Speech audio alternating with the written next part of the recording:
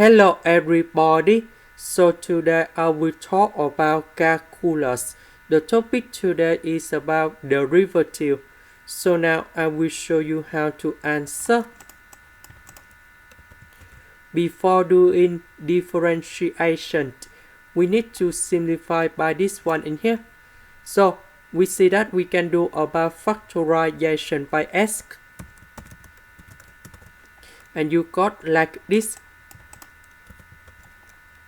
This one, you got about the square root of s multiplied by the square root of s plus 1.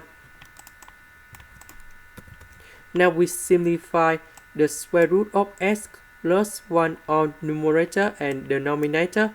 So you got about the square root of s. Now if I do first the derivative of this one, you got about 1 over 2 with the square root of s. And this is the final answer. This is the end. Thank you for watching.